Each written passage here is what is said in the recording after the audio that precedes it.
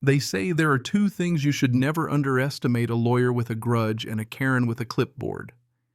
And let me tell you, if you ever wake up to two police cruisers in your driveway at 8 a.m., and your HOA president is standing behind them with her son, arms crossed, and iPhone already rolling, you know you're about to live through one of those "you won't believe what happened next" stories.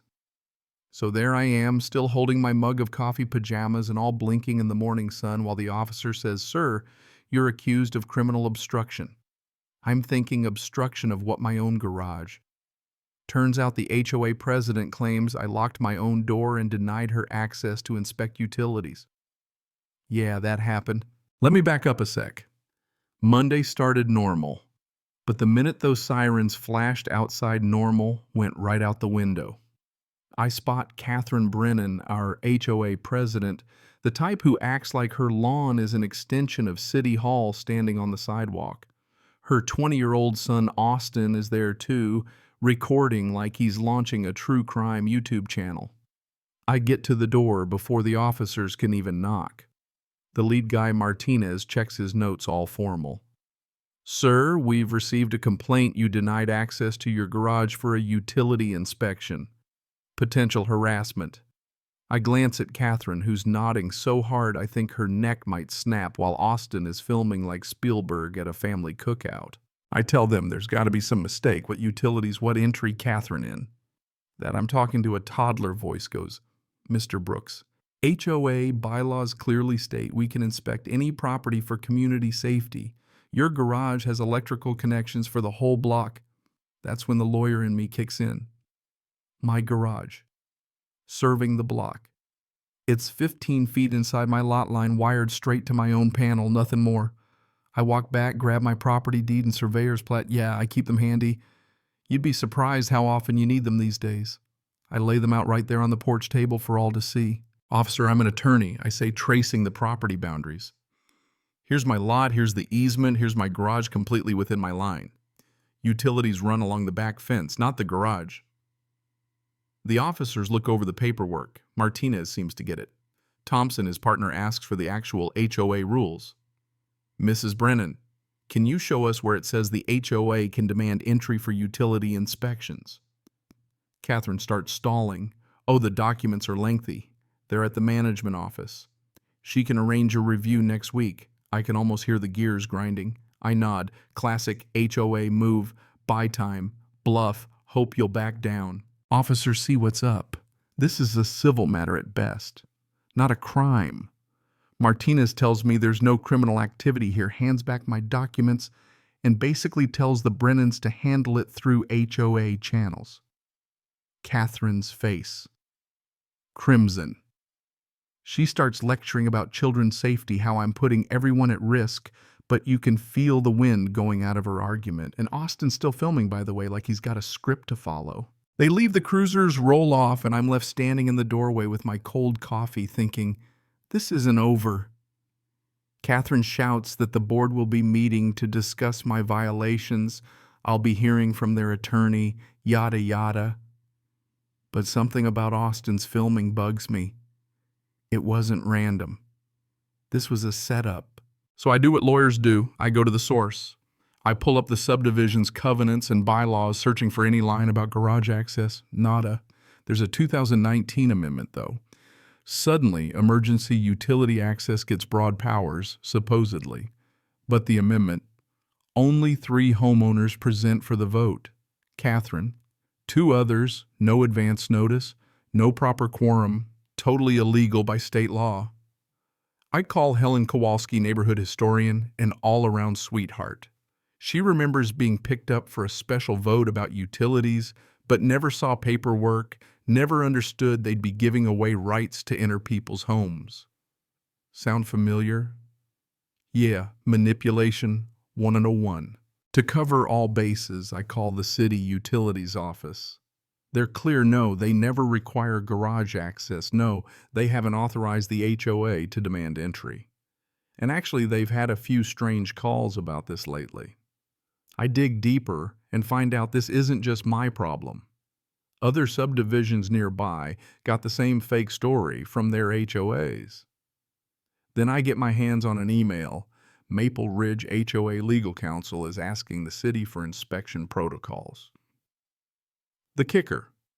The legal counsel is Dale Brennan, Catherine's husband, a contractor, not a lawyer.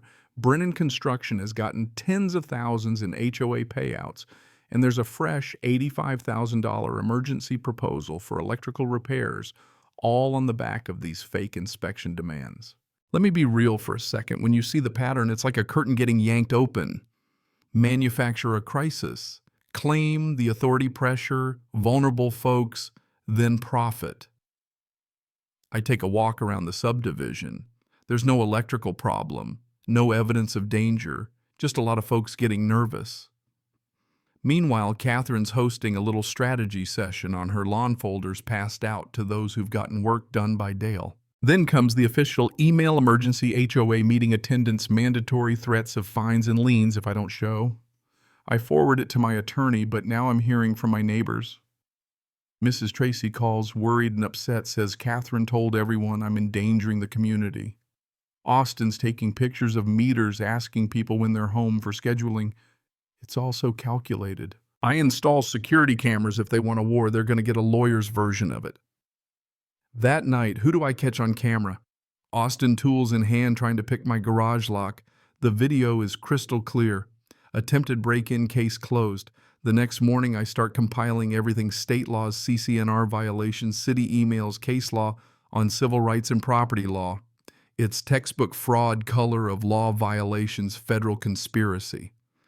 The more neighbors I call, the more I realize Johnson's got scared into $1,200 inspections for nothing. Patterson was threatened over his driveway, then paid $800 for bogus repairs. Sarah Martinez was told her son's car meant she might lose her home. She ended up with $3,200 in debt for phony electrical work. Catherine had turned HOA authority into a racket, targeting the elderly single parents' new arrivals. By Thursday, I'd filed complaints with the DA, talked to detectives, and heard stories of this same scam in other towns. At the emergency meeting, I walk in with a thick stack of legal documents and a digital recorder.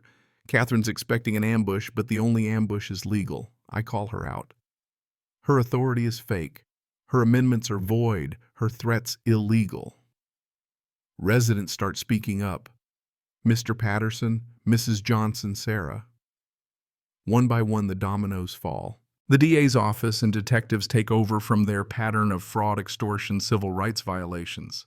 Catherine and Dale are suddenly looking at felony charges, and Detective Morrison, a white-collar crime specialist, tells me my documentation is the breakthrough they've needed for months. Turns out Brennan Construction has been pulling this scam across 4 counties, creating fake LLCs, forging city documents, even staging emergency inspections as a pretext for theft. It all unravels fast. Austin gets caught trying to break in again, caught on camera, arrested, charged. Catherine shows up on my porch screaming I've destroyed her family while her son's sitting in county lockup for attempted burglary.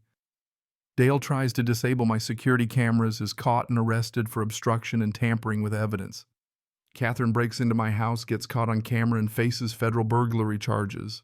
When it all goes public, news crews, county hearings, federal prosecutors, you should see the look on their faces.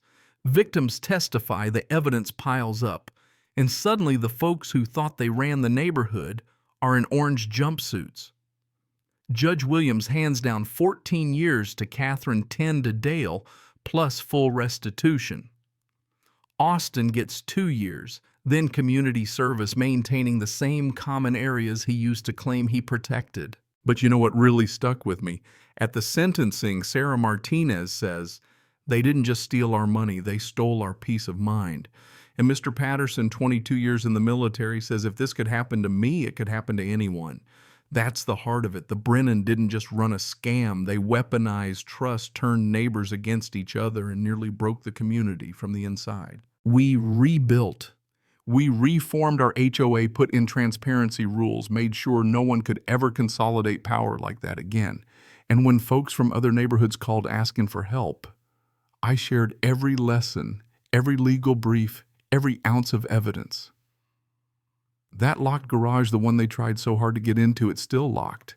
But now it stands for something. Not just for me, but for every homeowner who ever got bullied by fake authority and decided to fight back. So what do you think, does justice mean more than just a prison sentence? Would you have done the same in my shoes, or would you have just let it go? Drop your own HOA war stories down below, and if you believe no one should ever have to fight this battle alone, hit subscribe and join the conversation. Because sometimes the only way to win is to lock the door, stand your ground, and make sure the whole world knows what's really going on, one neighbor at a time.